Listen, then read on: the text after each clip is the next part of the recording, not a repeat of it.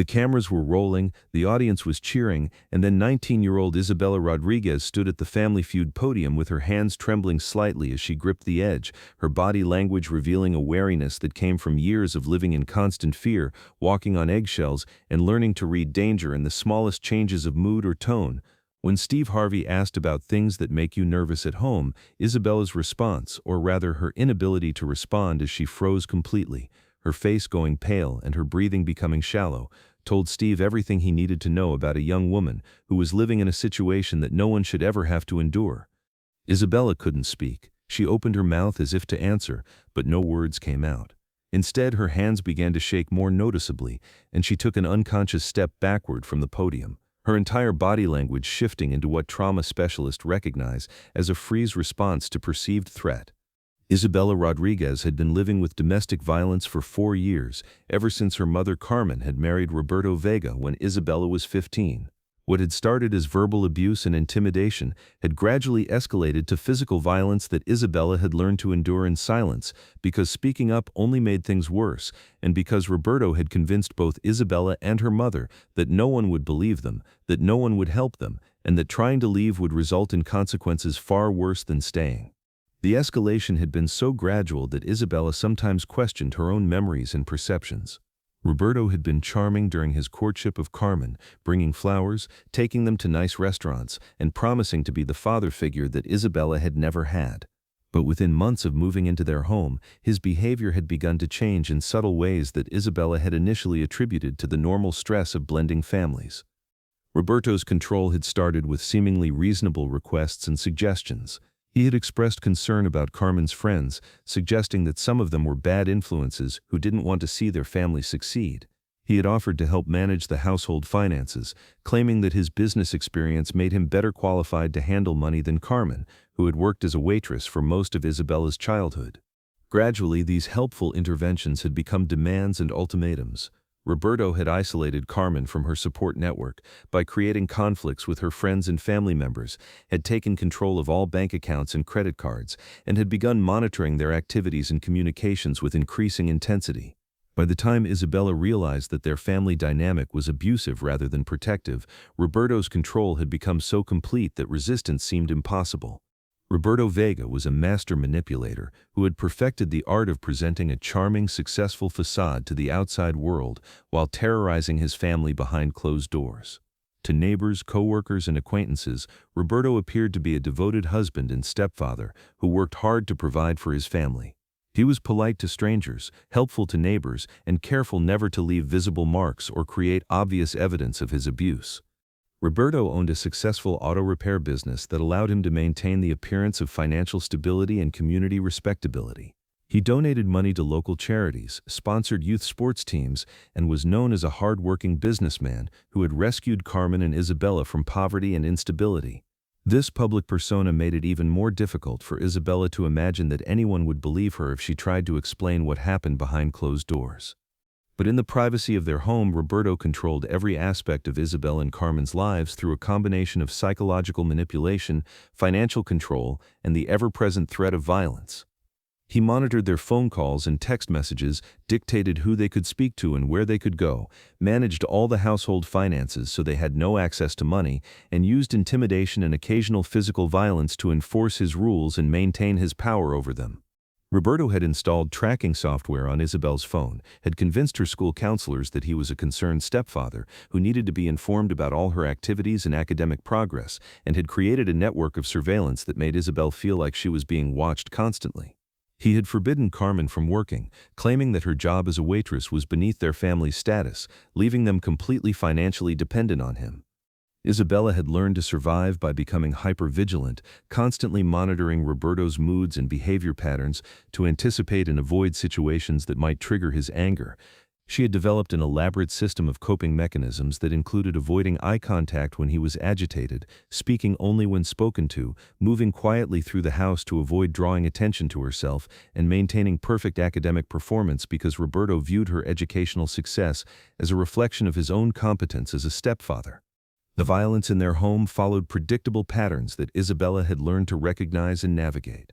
Roberto would build tension through criticism, verbal abuse, and increasingly controlling behavior, followed by explosive incidents of physical violence that he would later minimize, deny, or blame on Isabella and Carmen's alleged failures to meet his expectations.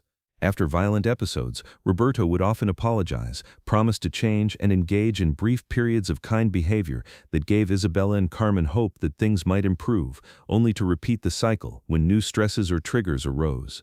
Isabella's academic performance had remained high throughout the abuse because Roberto had made it clear that any decline in her grades would result in severe consequences. She had learned to compartmentalize her fear and trauma during school hours, functioning as a normal student while carrying the constant anxiety of returning home each day to an environment where her safety depended on her ability to meet Roberto's ever-changing expectations and demands. Isabella's mother, Carmen, was also trapped in the abusive relationship, but her responses to the violence had been different from Isabella's. Carmen had become increasingly isolated from friends and family members, had developed anxiety and depression that made it difficult for her to work consistently, and had been convinced by Roberto that she was worthless and incapable of surviving on her own. Carmen loved Isabella deeply but felt powerless to protect her, trapped between her fear of Roberto and her terror of what might happen if they tried to leave. Carmen had made several attempts to seek help over the years, but Roberto's manipulation had been sophisticated enough to convince counselors and social workers that Carmen was unstable, overly emotional, and prone to exaggeration. He had presented himself as a patient, long-suffering husband trying to help his wife deal with her mental health issues, and had provided documentation of Carmen's depression and anxiety as evidence that she couldn't be trusted to accurately report their family dynamics.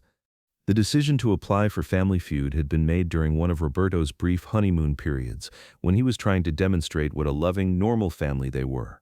He had encouraged the application as a way to prove to himself and others that he was a good stepfather, and had coached Isabella and Carmen on how to present themselves as happy, grateful family members who were excited about the opportunity to appear on television together. But as the taping date approached, Roberto's controlling behavior had intensified. He had drilled Isabella and Carmen on what they were allowed to say, had threatened consequences if they embarrassed him or failed to present the family in a positive light, and had made it clear that he would be watching every moment of their performance for signs of disloyalty or ingratitude.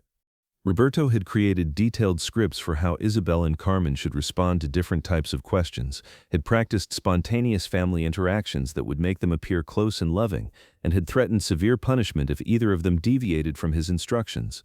The pressure to perform perfectly on television had added an additional layer of stress to their already overwhelming daily anxiety.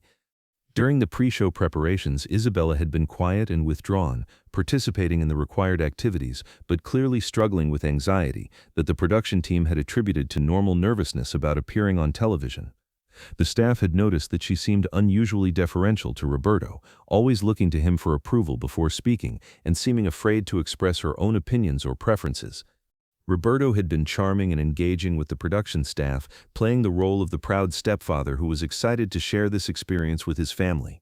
He had joked with crew members, complimented the facilities, and expressed gratitude for the opportunity, all while keeping a close eye on Isabella and Carmen to ensure they were following his unspoken rules about behavior and presentation. The game had been proceeding tensely, though the tension was subtle enough that most audience members probably hadn't noticed. The Rodriguez family was competing against the Johnson family from Ohio, and while both sides were playing with appropriate energy, there was something constrained about Isabella's participation that suggested she was more focused on avoiding mistakes than on enjoying the experience. Isabella had been positioned at the end of the family podium where Roberto could keep an eye on her while also being available to answer questions himself. She had given brief, careful answers when her turn came, always glancing at Roberto before speaking and seeming relieved when her responses were deemed acceptable by both the game and her stepfather's standards. But when it came time for the category Things That Make You Nervous at Home, and it was Isabella's turn at the buzzer, the question had struck directly at the heart of her daily reality and the fear that defined every moment of her existence in ways that made it impossible for her to respond. Steve Harvey had approached the podium with his usual warm energy, but something about Isabella's demeanor, the way she was gripping the podium, the tension in her shoulders, the careful way she avoided looking directly at Roberto, had made Steve more attentive than usual. "All right, Isabella," Steve had said gently, "things that make you nervous at home. What comes to mind?" Isabella had opened her mouth to speak, but no words had come out. Instead, she had frozen completely, her face draining of color as her breathing became rapid and shallow. Her hands had begun to shake more noticeably, and she had taken an unconscious step backward from the podium. Steve had immediately recognized the signs of someone experiencing a trauma response. His years of hosting had given him experience with contestants who were nervous, excited, overwhelmed, or emotional, but this was different.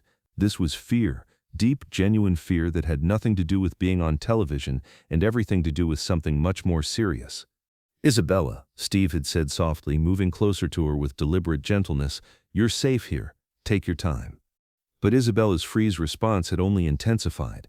She was clearly trying to speak but seemed unable to form words, her eyes darting between Steve and Roberto with an expression that suggested she was caught between wanting to answer the question and being terrified of the consequences of speaking honestly. Steve had glanced at Roberto, whose expression had shifted from the charming public persona to something harder and more controlling. The change was subtle but unmistakable to someone who understood the dynamics of abusive relationships.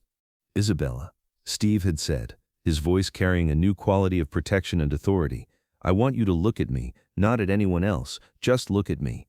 When Isabella had managed to make eye contact with Steve, he had continued speaking with the kind of calm confidence that comes from someone who understands dangerous situations and knows how to handle them. "You don't have to answer that question," Steve had said clearly. "You don't have to say anything you don't want to say. Nobody here can make you do anything you don't want to do." The studio had fallen into a profound silence as everyone present began to understand that something serious was happening that went far beyond game show entertainment.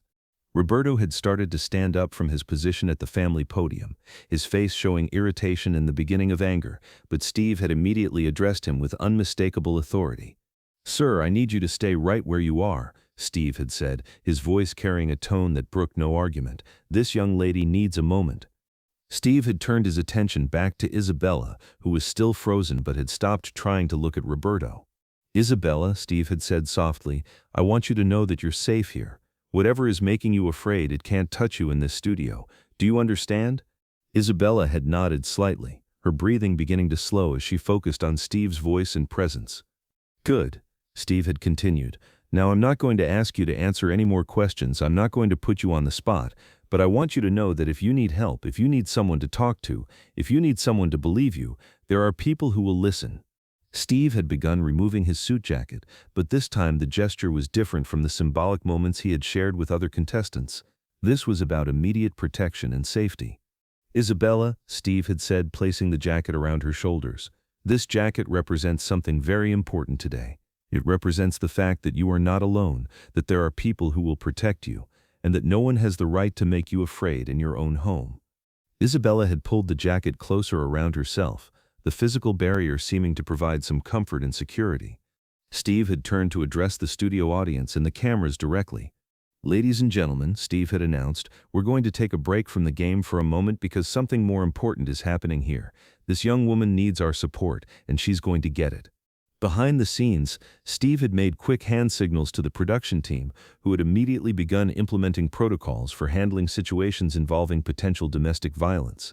Security personnel had been alerted, counselors had been contacted, and arrangements had been made to ensure Isabella's safety, regardless of what happened next in the family dynamic.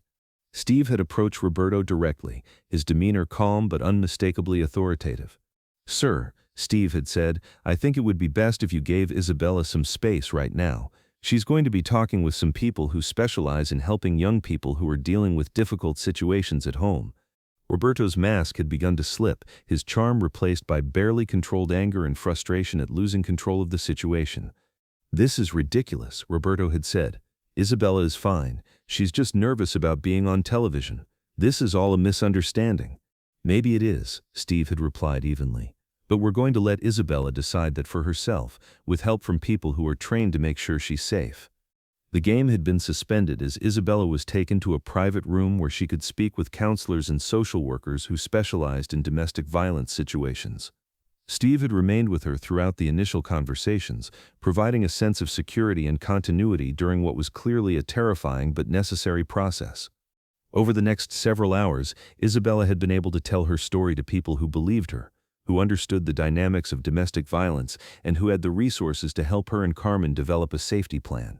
The revelation of their situation had led to immediate interventions, including temporary housing, legal advocacy, and counseling services designed to help both women begin the process of escaping Roberto's control. The episode never aired, but the story became a powerful example within the entertainment industry of how television productions could serve as unexpected intervention points for people in dangerous situations. Family Feud established new protocols for identifying and responding to signs of domestic violence, and Steve Harvey became an advocate for training entertainment industry professionals to recognize and respond appropriately to these situations. Isabella had kept Steve's jacket as a symbol of the moment when her silence was finally broken, when someone with authority and influence had recognized her fear and had chosen to protect her rather than ignore the signs of danger.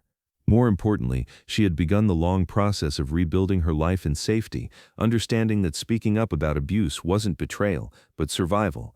The jacket represented her understanding that she had never been powerless. She had been trapped by someone else's manipulation and control, but that trap had been broken by people who cared more about her safety than about maintaining appearances or avoiding difficult truths. Because that's what protection looks like when it chooses courage over convenience. That's what intervention sounds like when it prioritizes human safety over entertainment value. And that's what happens when someone who has been silenced by fear finally finds people who will listen, believe, and take action to ensure that no one has to live in terror of the people who are supposed to love and protect them. Isabella Rodriguez had been trapped in a cycle of domestic violence, but on that day at Family Feud, she discovered that there were people willing to see beyond the facade, to recognize the signs of abuse, and to take the necessary steps to help her reclaim her voice, her safety, and her right to live without fear.